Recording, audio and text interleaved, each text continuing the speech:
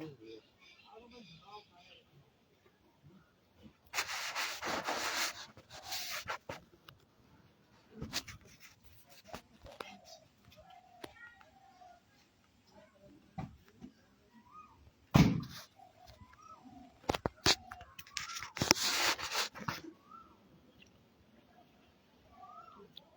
जय श्री राम, वंदे मातरम, भारत माता की जय।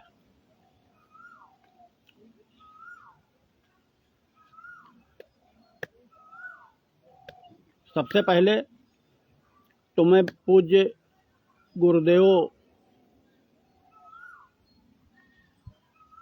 पितातुल्य पूज्य स्वर्गीय श्री चंद्रशेखर जी के श्री चरणों में कोट कोट नमन करता हूँ, प्रणाम करता हूँ।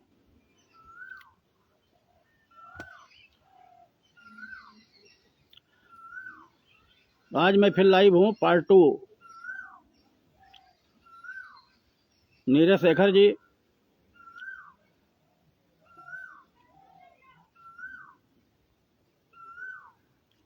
आपके पूज्य पिताजी स्वर्गीय श्री चंद्रशेखर जी ने राजनीति में, लोकप्रियता में, संघर्ष में जो मुकाम हासिल किया वो बिरले ही लोगों को नसीब होता है दुनिया में। उनके पीछे कोई बैकग्राउंड नहीं था, वो जीरो से उन्होंने शुरू किया और सफलता के माउंट एवरेस्ट पे खुद को स्थापित किया।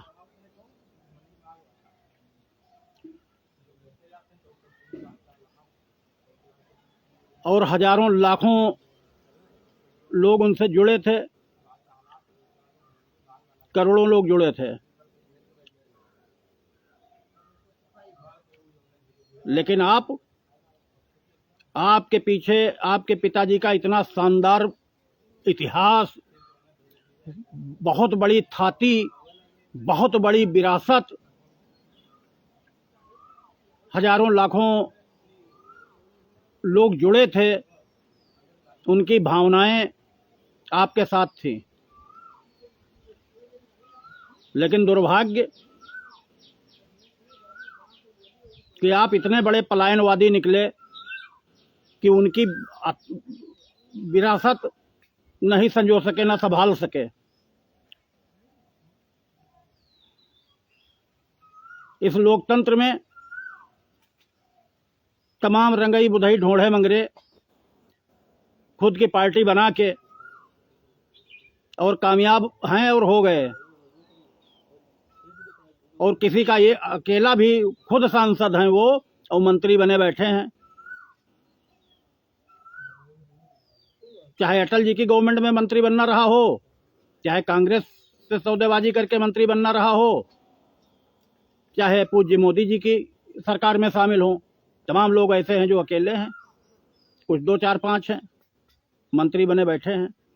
लेकिन आप जो है विरासत नहीं संभाल पाए। लाखों लोगों का जुड़ाव जो था, उन लोगों को आपने अकेला छोड़ दिया और अपने को कमरे में बंद कर लिया, और उसके बाद राज्यसभा की सदस्यता हासिल कर ली, पहुंच गए चुनाव लड़ने बलिया। भाई, आपके पिताजी को लोग प्रणाम करते हैं, सुबह उठ के दंडवत करते हैं। हमारे जैसे लोग सुबह उठ के दिनचर्या शुरू करने से पहले नमन करते हैं, प्रणाम करते हैं, और उसके बाद तब दिनचर्या शुरू करते हैं। लेकिन आपने क्या किया? 1977 से स्थापित लाजपत राय भवन को सपा को हैंडओवर कर दिया, और उसमें उन्होंने कार्यालय बनाया, अपना जिला कार्यालय। मतलब उन्होंने औकात भी बता दी कि आपकी पार्टी की हैसियत हमारे जिला कार्यालय के बराबर, जिला की टीम के बराबर है। और उसके बाद भी आप वहाँ सपा में जूता उठाते रहे। खैर, देर आए दुरुस्त आए, भाजपा ज्वाइन की। भविष्य दृष्टा, युग दृष्टा,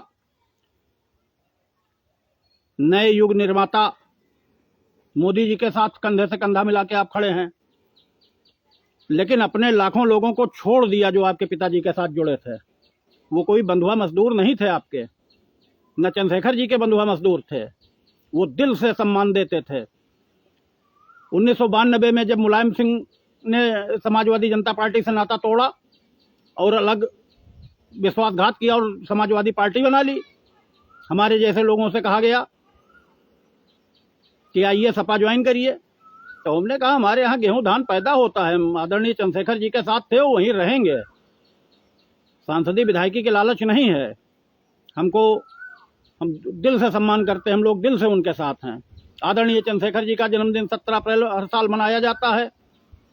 हमारे बेटों का जन्मदिन भी 17 अप्रैल है और हमारे बेटों का नामकरण भी, हमारे बेटों का जन्म सब सुबह हुआ था, नामकरण भी हमने चंद्रशेखर जी से करवाया, हमारे बेटों का नामकरण भी चंद्रशेखर जी ने किया था। हमेशा 17 अप्रैल को ऑटोमेटिक हम लोग जन्मदिन मनाते हैं। पूज्य चंद्रशेखर जी का भी जन्मदिन मनाते हैं, बेटों का भी जन्मदिन मनाते हैं। लेकिन आपने हजारों लोगों को दरकिनार कर पलायनवादी रास्ता अपनाया और अपने को कमरे में कैद कर लिया। ना आपको बलिया आना है, ना बलिया के लोगों से मिलना है। कम से कम जहां लोकसभा चुनाव आपको लड़ना था वहीं लोगों से मिलते, वहां भी कुछ नहीं, कहीं मिलना ही नहीं आपको किसी से, बंद कमरे में। और बाकी तो छोड़िए, पूरे देश में कितने लोग जुड़े थे। आज स्थिति यह है कि ओंकार सिंह देवगौड़ा जी के यहाँ दंडवत कर रहे हैं, सूर्य कुमार जी सपा में दिन काट रहे हैं, तमाम अन्य लोग घर पे बैठे हैं, अपना काम कर रहे हैं, राष्ट्रवाद पे मोदी जी के साथ हैं। हम लोग मेहनत करते हैं, टीम मेहनत करती है, तो कोई भाजपा से तनख्वाह थोड़े लेते हैं कि हम कोई तनख्वाह लेते हैं। हम तो तब तक जान की बाजी लड़ाते रहेंगे, हमारी पीढ़ी लड़ाती रहेगी जब तक अखंड भारत हिंदू राष्ट्र नहीं बन जाता। और हमारी आकांक्षा है, हमारी तमन्ना है, हमारा स्वप्न है कि भारत एक दिन हिंदू राष्ट्र बने और उसके बाद जो हिंदू हित की बात करेगा वो देश पे राज करेगा। तो जो हिंदू हित की बात करेगा वो देश पे राज करेगा। तो सनातनियों के सामने विकल्प होगा, चाहे भाजपा को वोट दें कि या अन्य हिंदू हितों की बात करने वाले लोगों को वोट दें। लेकिन तब तक हमको भाजपा के साथ रहना है जब तक भारत हिंदू राष्ट्र नहीं बन जाता।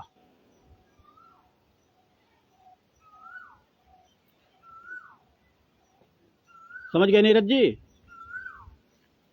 तो आप या तो अपनी पार्टी को पुनर्जीवित करिए या नया रजिस्ट्रेशन कराइए समाजवादी जनता पार्टी नीरज शेखर के नाम पे, और उसके बाद अपने लोगों को अरेस्ट करिए और उसके बाद चुनाव लड़ाइए। जो सीटें आपको समझौते में मिले, आप भी सांसद होंगे, बाकी लोग भी विधायक सांसद होंगे, नहीं होंगे लेकिन वो सारे लोग आपके साथ जुड़ेंगे। चुनाव आप लड़ाएं ना लड़ाएं, लेकिन वो आपके साथ जुड़ेंगे। और मोदी जी के साथ कंधे से कंधा मिलाकर चलिए। लेकिन ये पलायनवादी रास्ता अपनाना, कमरे में बंद करना, या तो आप पार्टी का गठन करिए, पुनर्जीवित करिए पार्टी को, या नया रजिस्ट्रेशन करा के अपने नाम से कराइए समाजवादी जनता पार्टी नीरज शेखर। लाखों लाख लोग आपके साथ पीछे आपके खड़े होंगे, आपको कहना नहीं पड़ेगा, बुलाना नहीं पड़ेगा। और या तो आप राजनीति से संन्यास ले लीजिए, हिमालय में तपस्या करिए, चाहे बंद कमरे में तपस्या करिए, राजनीति छोड़ दीजिए। नीरज जी, दर्द है,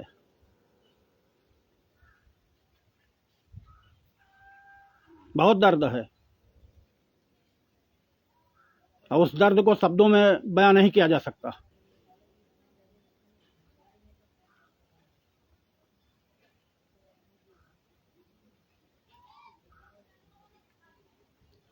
आप चुनाव हारे,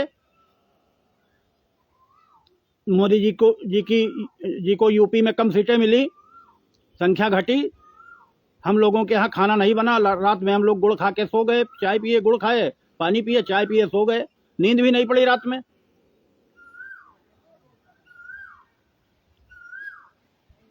हार का मुंह देखना पड़ा आपको, ये दिन देखना पड़ रहा है। इतनी विशाल छाती के विरासत के मालिक होते हुए भी आपको, इसलिए कि आप भूल गए।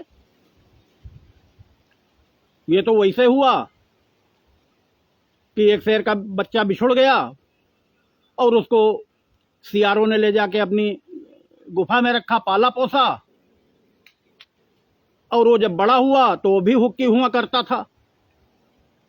जब बड़ा हुआ तो कहीं शेरों का झुंड निकला तो देखा ये गीदड़ों के बीच में ये शेर कौन। शेरों ने उससे पूछा कि तुम यहाँ कैसे, तुम तो शेर हो। तो उसने कहा नहीं नहीं, हम शेर नहीं, हम तो सियार हैं। तो शेरों ने बैठ के उसको समझाया और उनको रपटाया गीदड़ों को, और उसको अपने साथ ले गए, उसको शेर होने का बोध कराया, शेर होने का एहसास कराया। तब उसको लगा नहीं, हम वाकई में शेर थे। तो वही स्थिति आपकी है, आप भूल गए कि हम शेर के बेटे हैं। बंद कमरे में अलग कर लिया आप अपने आप को, बंद कमरे में राजनीति करेंगे। अरे राजनीति मत करिए, इस संन्यास ले लीजिए। कोई जरूरी है आप राजनीति करें? कम से कम लोगों के अरमान जो रह रह के जाग उठते हैं, आपको देख के दर्द होता है, तो वो दर्द होना बंद हो जाएगा। आप जब हारे तो लोग, कितने लोगों को दर्द हुआ, लाखों लोगों को दर्द हुआ। जो चंद्रशेखर जी से जुड़े थे उनको दर्द हुआ। हमको नहीं लगता किसी ने शाम को खाना खाया होगा। लेकिन आपको क्या, आप हारे फिर दिल्ली पहुंच गए। तो आप बंद कर दीजिए राजनीति, और या तो रजिस्ट्रेशन कराइए। का चुप साध रहा बलवाना, आपको तो सब कुछ भगवान ने दे रखा है। भाई हम लोग हैं तो गेहूं धान पैदा करते हैं, गेहूं धान पैदा करके खाते हैं, रोजी रोटी चलती है। चंद्रशेखर जी थे तब भी हमारी रोजी रोटी गेहूं धान पे चलती थी। 1990 में हमने संगठन बना। नवंबर में चंद्रशेखर विचार मंच, हम उसके राष्ट्रीय संयोजक, राष्ट्रीय अध्यक्ष रहे।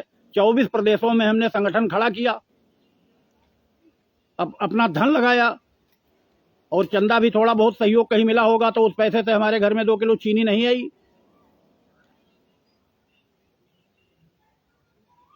पूरे देश में संगठन खड़ा किया। लेकिन आप पलायनवादी रास्ता अपना के सारे लोगों को अकेला छोड़ दिए तड़पने के लिए। बहुत दर्द है नीरज जी। तो आप या तो राजनीति से संन्यास ले लीजिए, चर्चा में न आइए, तो हम लोगों को दर्द ना हो। लाखों लोग जो जुड़े थे चंद्रशेखर जी से, उनको दर्द ना हो।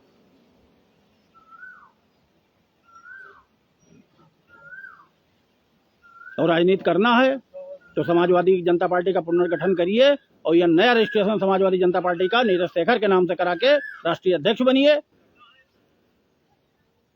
और अगले विधानसभा चुनाव में गठबंधन करके उतरिए। समझ गए मान्यवर? दर्द होता है, उम्र में बड़ा हूं, इस नाते कह रहा हूं आपसे। कोई अपना ही कहेगा, और कहेगा तो आपको सुनना पड़ेगा। हमारा कहने का हक है।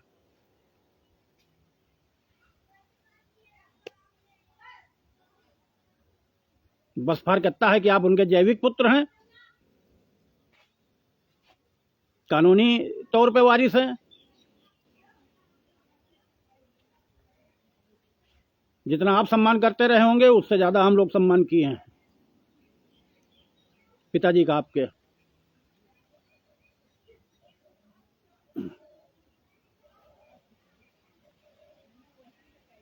जवाब अगर आप तक आवाज हमारी जाती है, पहुंचता है आप तक ये वीडियो, तो नीरज जी जवाब जरूर दीजिएगा।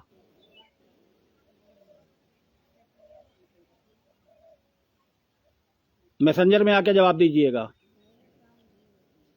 फेसबुक पे जवाब दीजिएगा।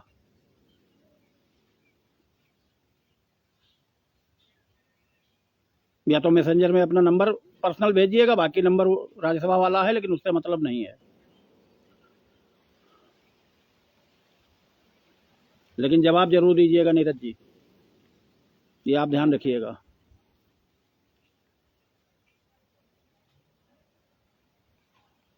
धन्यवाद। जय हिंद, भारत माता की जय, वंदे मातरम।